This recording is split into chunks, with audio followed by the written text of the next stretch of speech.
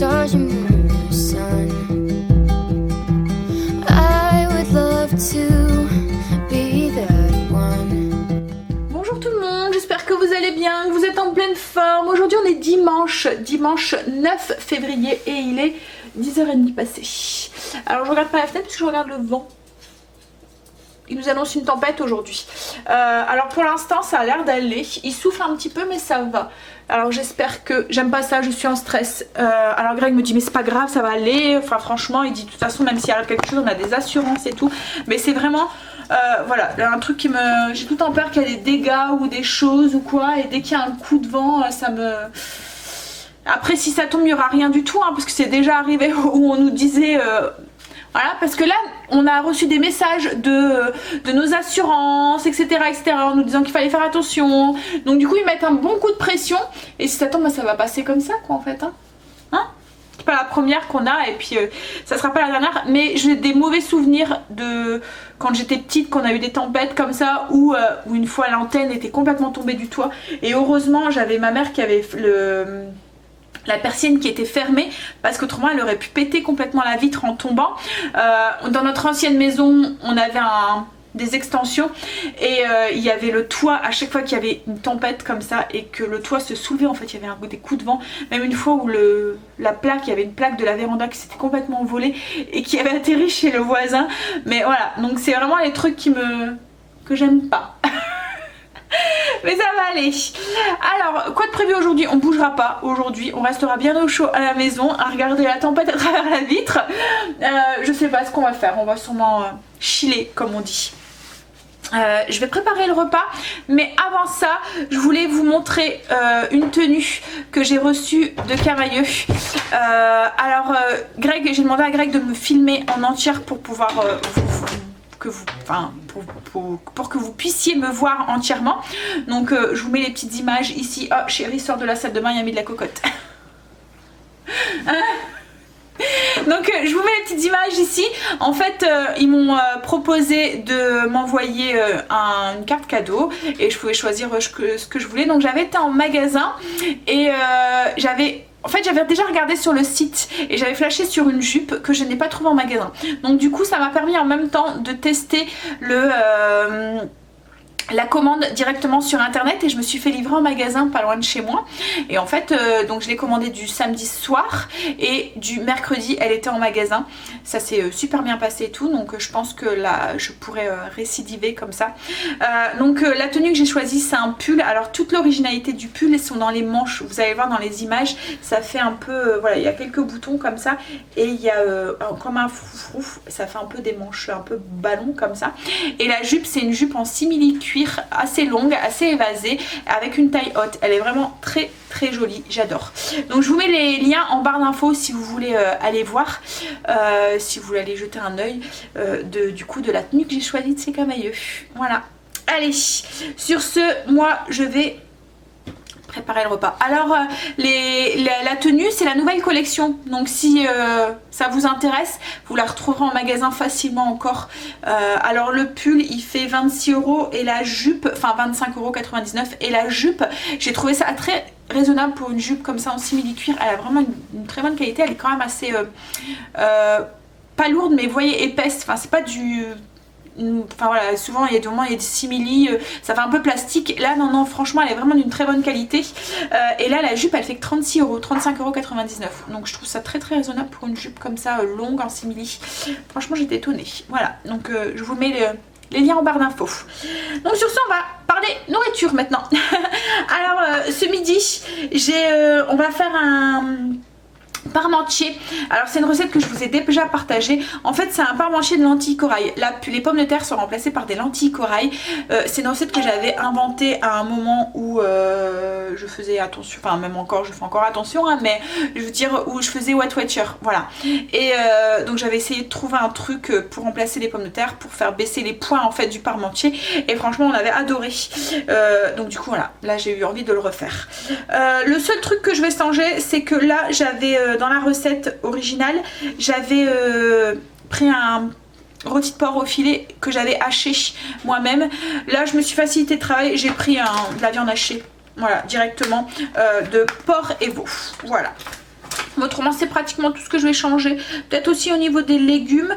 Dans les légumes, j'avais mis du chou chinois. Là, je vais mettre du chou, mais je vais mettre du chou normal que j'ai dans le frigo aussi. Voilà, c'est un peu le seul truc que je vais changer. Et au niveau du carré frais aussi. Mais bon, je vous mets la recette en barre d'infos hein, si ça vous intéresse.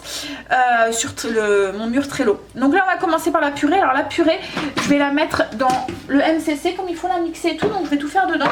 Donc il faut un oignon qu'on met dans le MCC ou vous le coupez en petits morceaux, vous le faites revenir à la marmite hein, si vous voulez, une gousse d'ail et 2 carottes. Et je vais les hacher pour de toute façon après ça va être réduit en purée, donc je vais les hacher, c'est juste pour faciliter au niveau de la cuisson. Donc je vais mixer un tout petit peu pour faire des petits morceaux. Alors une fois que l'ail et la carotte, hop, je vais vous baisser, voilà, sont mixés un petit peu, on va ajouter, alors ça c'est pour aromatiser la purée et donner un petit peu de saveur à la purée. On va mettre les lentilles corail. Alors au niveau des lentilles corail, je vais regarder au niveau du poids. On va mettre 400 g de lentilles corail. Une fois qu'on a mis les lentilles corail, on couvre d'eau. Hop, s'il faut on en rajoutera un tout petit peu en cours de cuisson. Hop, on met un petit centimètre au-dessus. Voilà. Et on va faire cuire jusqu'à ce que les carottes sont tendres et qu'on puisse les écraser en purée sans, voilà, une vingtaine de minutes. Alors pour celles qui ont le robot et qui voudraient le faire au robot, je vais le faire cuire 20 minutes, vitesse alors inversée mais c'est pas obligé puisqu'après on va le mettre en purée, 3 et 110 degrés. Voilà. Et en attendant que ça du coup ça cuit, je vais mettre le petit bouchon, et ben on va, je vais peut-être même vitesse 1. Pas besoin que ça soit si vite. Voilà, ça fera moins de bruit en plus. Même s'il n'est pas trop bruyant, mais voilà. Donc en attendant que ça cuit, on va s'occuper de l'hachis à l'intérieur de la farce. Je vous ai dit, le temps que la purée de lentilles corail se fait, on va s'occuper de la farce. Alors pour la farce, on va avoir besoin, enfin la farce, pas vraiment de la farce, il fait un peu noir, on va allumer ici, oh, quoique. Voilà, il fait sombre hein, dans les maisons. Alors pour la farce, oui la farce, est-ce qu'on pourrait dire farce? Allez on va dire farce. Alors dans une sauteuse j'ai mis une cuillère à soupe d'huile d'olive, j'ai pris un oignon, on va mettre le feu, hop là. J'ai pris un oignon que j'ai émincé en petits morceaux, hop on va l'ajouter et on va ajouter une gousse d'ail aussi qu'on va presser. Ah. Voilà, un petit couteau.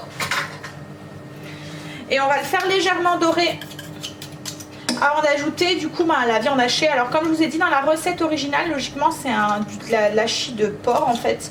Donc j'avais pas pris la farce, vous voyez la farce à saucisse là. J'avais pris un morceau de filet que j'avais haché pour que ça soit moins gras. Mais là du coup j'ai pas pris justement de farce à saucisse justement parce que je trouve ça assez gras en fait à chaque fois. Là j'ai pris un mélange de viande hachée porc et veau. Hop. Voilà.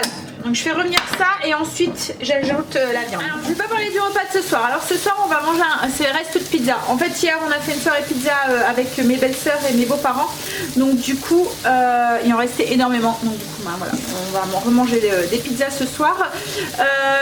Je vous ai pas parlé aussi de notre week-end mais je voulais partager sur Insta. Donc si vous ne nous suivez pas sur Insta, allez-y. Je vous partage du coup notre vendredi et notre samedi. Alors même si le samedi souvent je prends un petit peu de temps plus pour la famille et du coup je vlog un tout petit peu moins, mais le vendredi souvent je partage un petit peu toute ma journée et toutes les recettes et tout que je fais et tout. Et du coup vendredi je vous ai partagé la recette d'une tarte butternut que je vous avais déjà partagée. Je vous la mets la photo là si vous voulez. Vous retrouverez la recette sur Trello. Et du vendredi soir, comme on n'était que 3 avec Stécie, on a été manger, enfin on lui a proposé d'aller manger quelque part et elle a choisi Salad & Co. Comme à son habitude. Alors on lui avait proposé autre chose, hein, mais non, elle voulait Salad & Co. Donc du coup on a été manger à Salad & Co. Et samedi, qu'est-ce qu'on a fait samedi? Pas grand chose, je me suis refait mes ongles, hop. Samedi matin et puis samedi après-midi j'étais chez mes parents et ensuite on a été du coup comme je vous ai dit manger pizza chez ma belle-sœur. On avait été chercher des pizzas en fait et on a mangé tous ensemble. Voilà. pour notre petit week-end. Mais n'hésitez pas hein, à nous rejoindre. Du coup, comme je vous dis, je vous partage toutes les recettes et tout. Ce week-end, j'ai pas énormément cuisiné, mais quand je cuisine, je vous partage les recettes et puis je vous partage un petit peu ce que je vous partagerai en vlog, quoi, en fait, directement sur Insta. Bah, là, les oignons et tout sont dorés, commencent à bien dorer. Donc je vais pouvoir ajouter ma viande hachée et la faire cuire jusqu'à ce qu'elle perde toute sa petite couleur rosée, qu'elle soit cuite. Hop. Alors comme je vous ai dit, là je me suis facilité de travail, j'ai pris de la viande hachée déjà toute faite, mais vous pouvez très bien la faire vous-même qu'avec du porc ou avec ou même remplacer hein, par autre chose, hein, comme si vous mangez pas de porc, par de la dinde ou du poulet ou même du bœuf. Hein. Voilà. Allez, je fais cuire ça. Alors une fois que la viande hachée a perdu sa couleur rosée, on ajoute la moitié d'un chou qu'on a émincé. Donc là c'est du chou normal, mais vous pouvez très bien mettre du chou chinois, c'est le chou chinois que j'avais mis dans la recette originale. Ensuite on ajoute une carotte qu'on a coupée en petits dés. Hop. Et logiquement je mets aussi du céleri branche, mais là j'en ai pas. Donc ce que je vais faire c'est que je vais remplacer par du sel de céleri pour quand même donner ce petit goût de céleri à la préparation. Du coup je mettrai moins de sel pour assaisonner. Voilà. Et on va ajouter une feuille de laurier, de la moutarde à l'ancienne. Hop, je vais mettre une belle cuillère à soupe. Alors par contre là, donc, je vais mettre 2 cuillères à café. Parce que là ça passe pas. Hop. Et je vais aller chercher du thym pour ajouter aussi une cuillère à café de thym. Hop. On va mélanger. On va saler, poivrer. Alors moi je vais pas trop mettre de sel parce que j'ai mis du sel de céleri.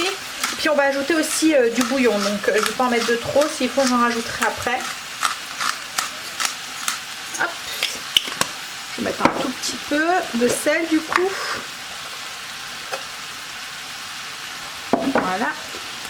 Un cube de bouillon, donc celui que vous voulez, légumes ou voilà.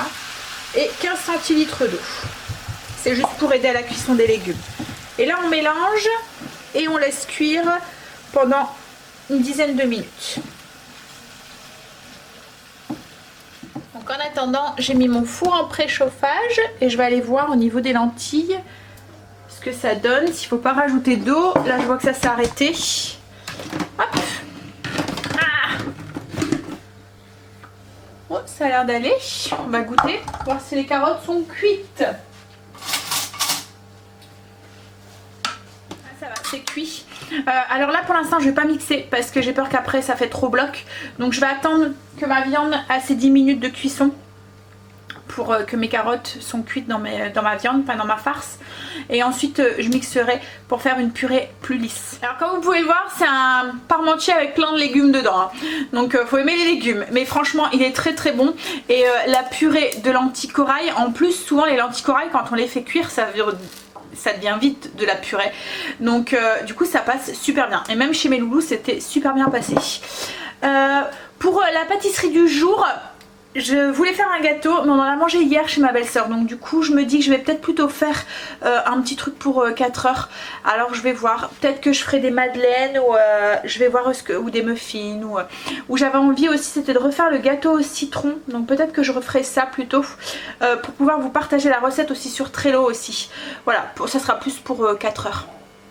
Donc je vais voir ce que je fais, si je fais des madeleines, si je refais le gâteau au citron parce que j'ai tous les ingrédients pour pouvoir le faire, ou si je fais des muffins, mais voilà, ça sera un petit gâteau, une petite pâtisserie, une petite gourmandise pour 4 heures. Alors une fois que les carottes sont cuites, enfin c'est surtout les carottes hein, qu'elles soient tendres, on verse du coup la farce dans un plat qui va aller au four. Donc notre four est en train de préchauffer à 200 degrés. On égalise un tout petit peu la surface et là du coup on va s'occuper de nos lentilles, de notre purée. Alors si vous voyez qu'il y a encore beaucoup de liquide dans vos lentilles, vous retirez le liquide pour éviter d'avoir une purée qui soit trop liquide. Voilà, c'est beaucoup de liquide hein. Voilà, moi j'ai pas besoin. Mon bouillon, enfin mon eau a été bu par mes lentilles, donc j'ai pas besoin. Alors pour éviter le côté plâtreux vous voyez comme les pois cassés ou les lentilles quand on les fait cuire et que ça ça pose quoi en fait, ça fait vite plâtre en fait. Donc pour éviter ce côté plâtreux, je vais rajouter, alors dans la recette originale j'avais rajouté du fromage frais, enfin des carrés frais. Voilà, donc vous pouvez remplacer par du fromage frais, des carrés frais. Moi là j'en ai pas, donc je vais mettre du cottage cheese. Mais voilà, vous pouvez mettre ce que vous voulez. Ça va juste apporter un petit peu plus d'onctuosité à la recette et éviter justement ce côté plâtreux qu'a les lentilles corail. Donc je vais ajouter l'équivalent de 2 carrés frais en fait. Donc une trentaine de grammes. Je vais voir ce que ça donne et je vais mixer.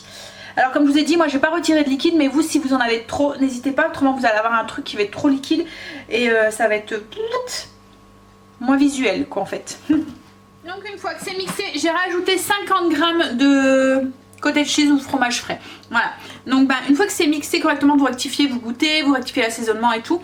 On n'a plus qu'à le verser sur le dessus de notre farce. Hop, je vais vous montrer. Je vais vous baisser. Hop là. Essayez de pas faire la cochonne. Donc, voilà. Donc on verse sur le dessus et ensuite ça va repartir au four. Alors là tout est cuit, hein. Donc c'est juste vraiment pour réchauffer. S'il y a besoin ou voilà, faire cuire un petit peu l'ensemble, que les saveurs se mélangent un tout petit peu, mais voilà, il n'y a rien qui doit être cuit quoi en fait, donc il n'y en a pas pour longtemps dans le four. Hop là, on va égaliser la surface et hop, ça s'en va au four. Bon, on va passer à la table. Alors Greg nous a mis une nouvelle série sur Netflix. C'est sur Netflix chérie ou sur Amazon Prime? Netflix? Tu peux me dire le titre? Alors on l'a pas encore vu quoi que ce soit. Donc c'est Lock et Key. NK. L-O-C-Q-E et K-E-Y. Donc en fait ils disent qu'après avoir emménagé à, donc c'est le nom de la maison, Keus, en fait il y a eu, leur père est mort, je crois que c'est ça, il a été assassiné et du coup ils emménagent dans un manoir, un héritage de famille et je pense qu'il y a des petits trucs qui se passent. Alors je pense que ça doit être un truc familial, hein. Alors comme je vous dis on vient juste de le regarder, mais bon, je sais que vous aimez bien que je vous partage les séries qu'on regarde et puis c'est vrai que ça, à des moments ça donne des idées. Moi j'aime bien aussi piquer des idées. Alors il y a des moments, bon, on n'a pas les mêmes goûts par rapport à d'autres personnes et on trouve ça pas très bien, comme là c'était H24. C'était, je sais plus qui est-ce qui m'en avait parlé ou je l'ai entendu dans un vlog ou quoi d'une autre maman et on a regardé et nous on n'a pas accroché en fait. On trouve ça très plat, très voilà. Donc quoi? Très français. Oui. Ouais. Après je sais pas. Voilà. Mais du coup, mais c'est bien d'avoir des idées comme ça nous donne envie d'aller pieds de main, on fait des belles découvertes, voilà.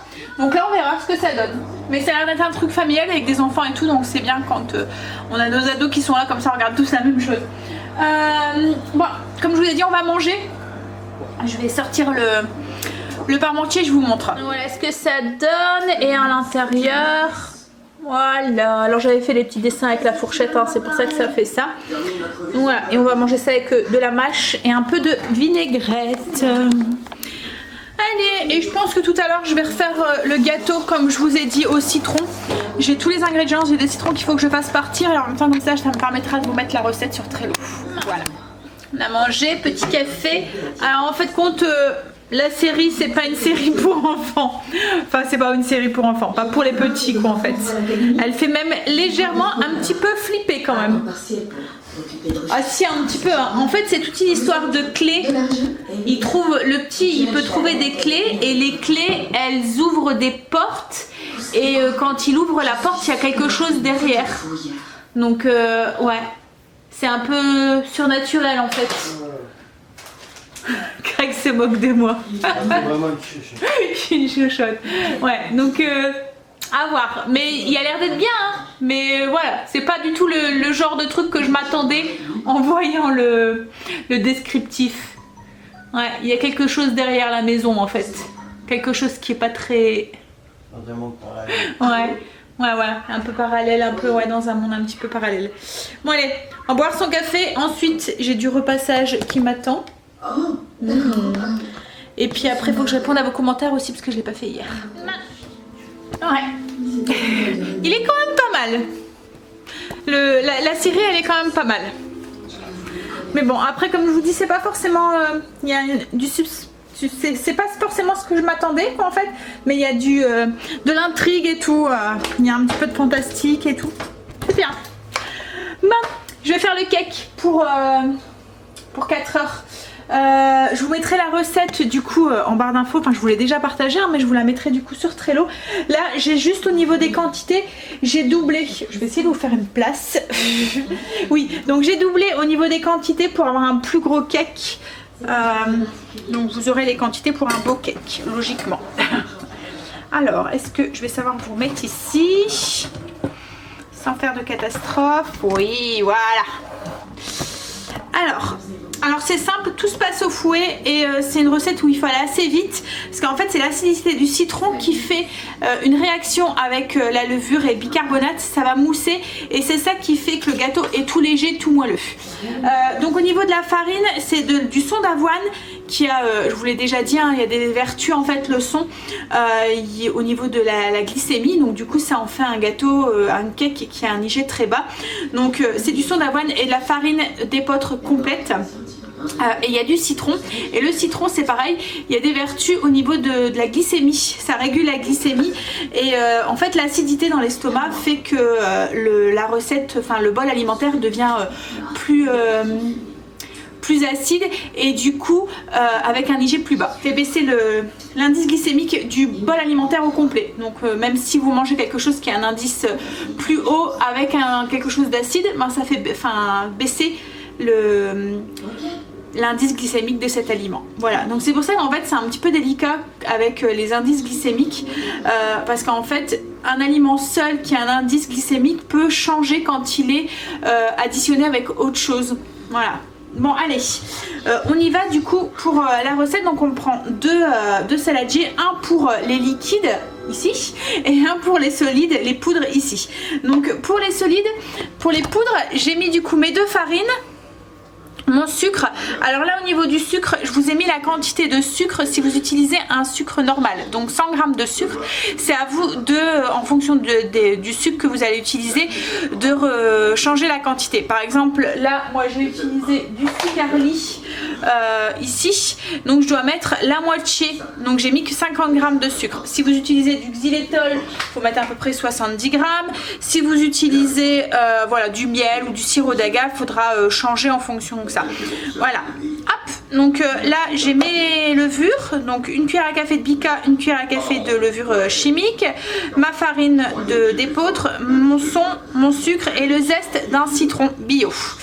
Là j'ai 100 g de beurre fondu, j'ai 100 ml de jus de citron qu'on va mélanger mais après, et on va avoir besoin de 4 œufs. Donc là je vais mettre mes 4 œufs dans mon beurre fondu et je vais les mélanger.